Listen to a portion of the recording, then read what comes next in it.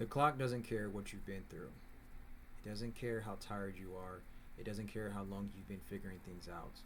Time is moving either way. Time is not emotional. It doesn't pause. It doesn't explain itself. Every day is getting spent with or without you.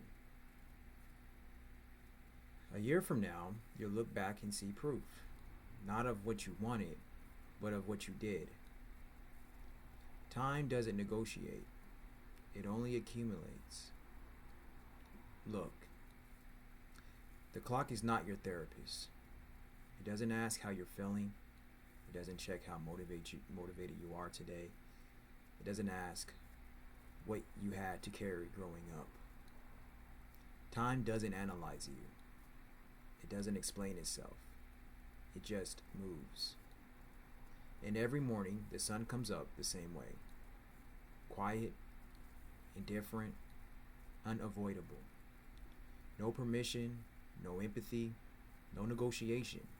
Just here, another day. And whether you're ready or not, that day is getting spent. That's the part most people don't sit with long enough.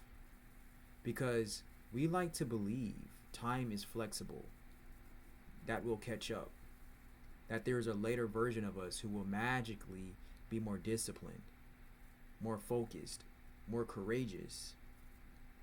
But time doesn't bend around potential. It only responds to action. The days pass whether you use them or not. So the real question isn't whether life is hard. Life is hard by default. The real question is, what are you doing while it's happening?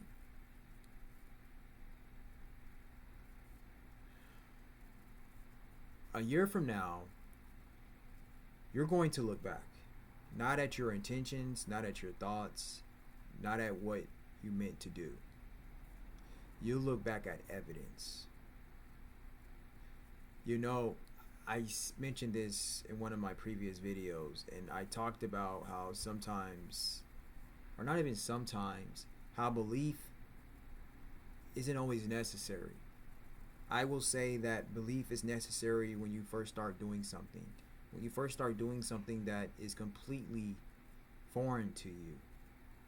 And after that, you don't need to keep believing in yourself because you have all the evidence. Evidence is more essential to a person doing things than belief.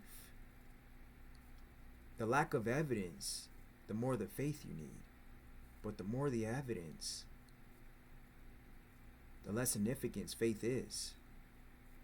So when we're talking about you as an individual, you don't need all this faith and all the belief in yourself. What you need is evidence. The evidence that you prove to yourself that you've done this, that you can do this, that you have not only that you can do this, that you've done it. And that's all you need.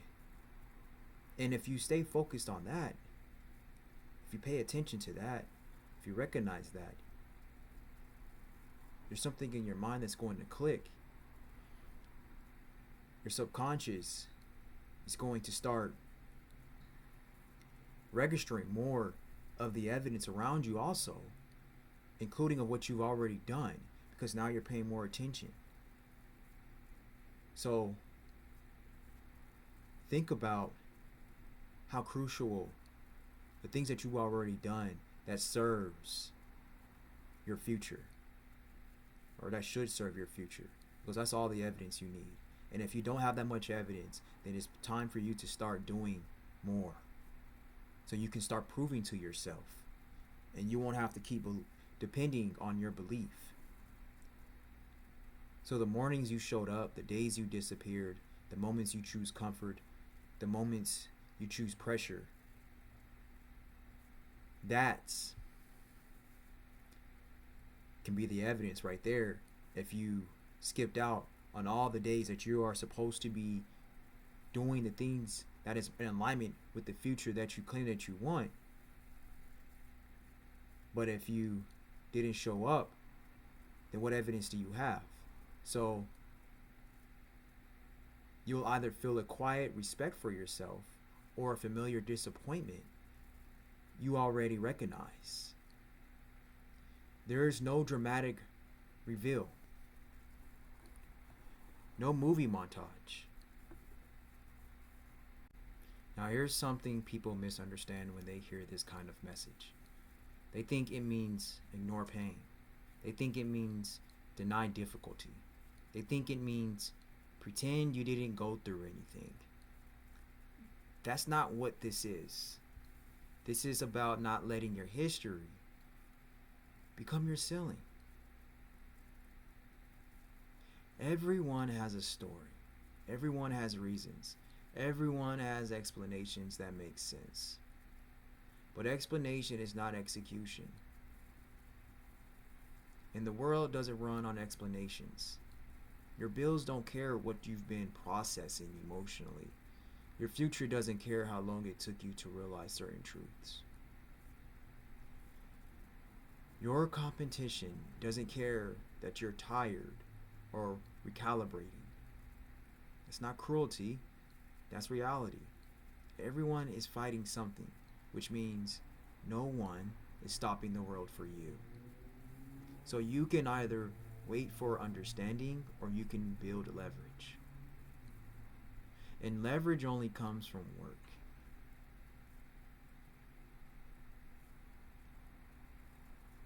Here's another way to see it. Your life is a book. Not a metaphorical one, a literal one. Or you could think of a movie. Every day you wake up, you write a page. Or you write a scene. Not with your words, with your behavior, your action. When it's all said and done, when that book closes or that movie ends, what does it say? Does it read like someone who wanted clarity but never moved? Someone who waited to feel ready? Someone who knew better but didn't act better? Or does it read like someone who decided, I'm not waiting to feel aligned, I'm moving now? Because most lives aren't ruined by one bad decision. They're eroded by small delays. By telling yourself, just today, I'll start next week. I need to think a bit more. That voice sounds reasonable. It sounds intelligent, but it's expensive.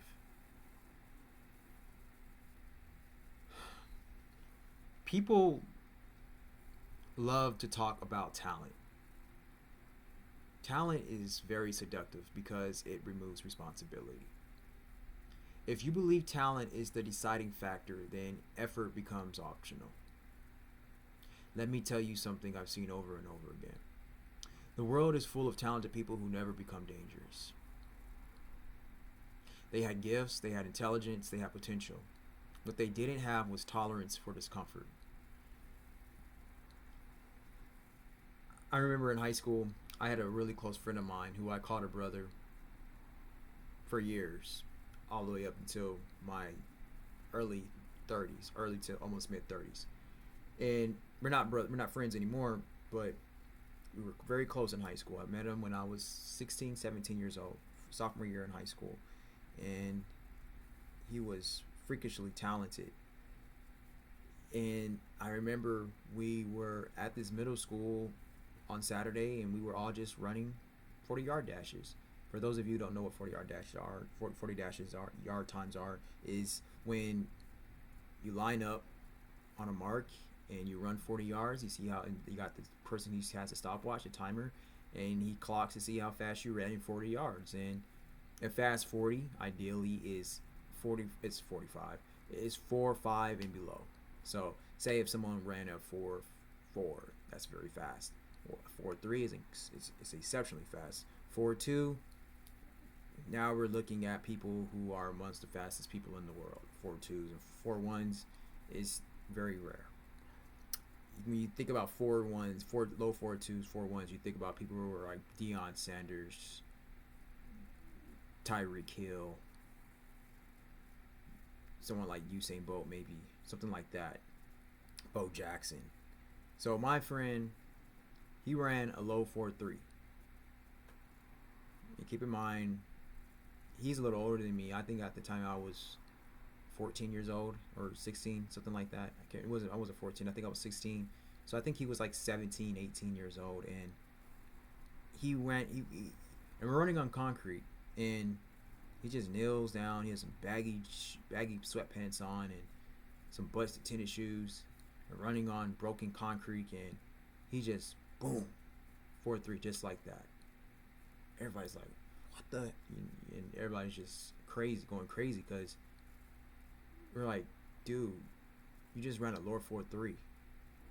You know, stupid talented, man, very talented person, freakishly athletic. Not even all that big, not all that tall. He's probably like 5'8", 5'9", but he could jump out of the gym. He can run through anything, run past anything, and that talent went to absolute. That talent, it amounted to nothing. I know all in my adolescent years, when I graduated from high school, and I know he was just working random jobs here and there, doing absolutely nothing with his life. And I'm pretty sure there's no difference to this day. And I'm 35 now. He was a little bit older than me, so I think he's like close to 40 now. So that's my point.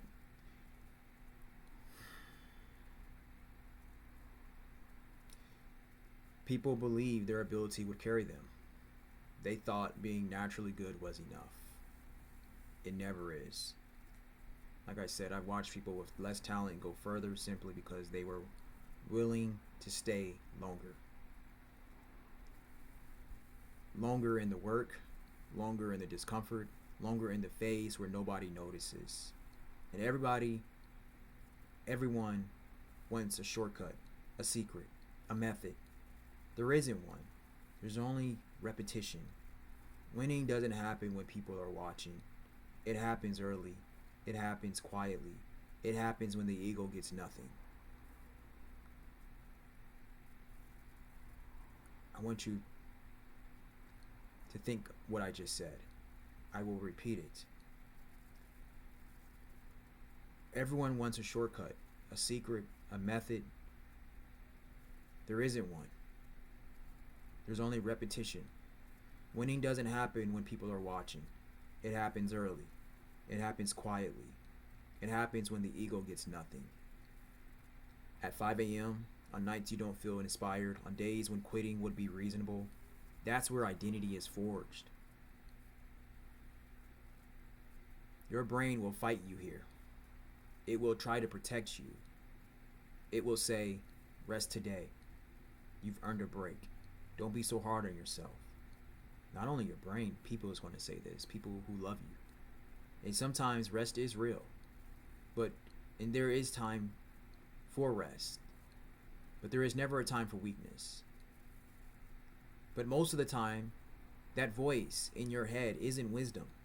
It's comfort bargaining with you. Your brain wants ease. Ease doesn't build anything. You're going to have to train your brain to endure, to embrace the mundane, to start getting comfortable with uncertainty. Comfort, and to start being comfort with the discomfort. That's an oxymoron for you. Comfort is where growth goes to die politely. So you have to learn how to override yourself. DE, die every day. I talk about this all the time. There's reasons why I come up with these lexicons, because I'm speaking to myself and I'm finding ways how I can get through you. So you have to learn how to override yourself, not emotionally, not violently, calmly, by doing what you said you would do, even when no one is watching. Life is going to test you daily. Unexpected problems, disruptions, days that don't go how you planned. You can't control any of that. What you can control is whether you stand up or collapse inward. Strong people aren't people without fear. They're people who act while fear is present. And yes, this path gets lonely because once you stop numbing yourself, once you stop blending in, once you start taking your own standards seriously, you separate. People will misunderstand you. They'll say you've changed. They'll say you're too intense. They'll tell you to slow down. Most advice comes from people protecting their current life. That doesn't make them bad. It just makes them people. It just means you shouldn't hand them the steering wheel. Here's something no one prepares you for. Some of the most important work you'll ever do, you'll do alone. No applause, no reassurance, no validation. And that solitude is not a flaw in the system, it's the system. Because when you build without external permission, you develop a kind of internal certainty that can't be shaken. You stop needing motivation. You stop needing approval. You become self-directed.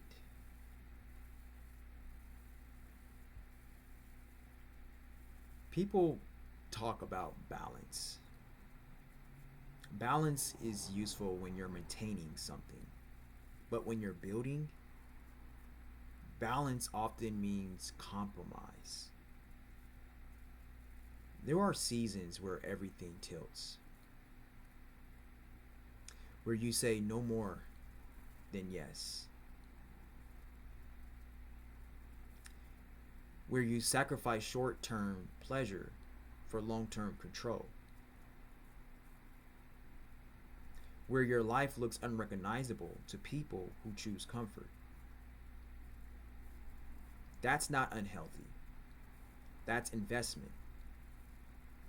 You're either committed or you're interested. Interested people act when it's convenient. Committed people act when it's costs. And most of the work nobody sees. They only see the results. Then they call it luck. Luck is what people say when they don't want to face the receipt. Every day, you're making a choice. You're getting better or you're getting weaker. You're getting better or you're getting worse. There is no in between. There is no either or. There is no neutral. Time doesn't freeze your position. If you're not pushing forward, you're drifting backward. So ask yourself, did I sharpen myself today? Did I avoid something I knew I shouldn't? Did I do at least one thing my future self would thank me for? That's the standard, not perfection, progress. This isn't about becoming someone else. It's about removing the layers that made you smaller. And as a matter of fact, if you really think about it, it is about becoming someone else. It's becoming more of who you are. It's always about who you're becoming. You're chasing the highest version of yourself. You don't need more time. You don't need more motivation. You don't definitely need a perfect plan. I wouldn't even say you need movement. You need a system. You need principles. You need standards. You need to continue to keep reiterating your method, to define your method. You need a method because the clock isn't waiting and it never will. So the only real question left is simple.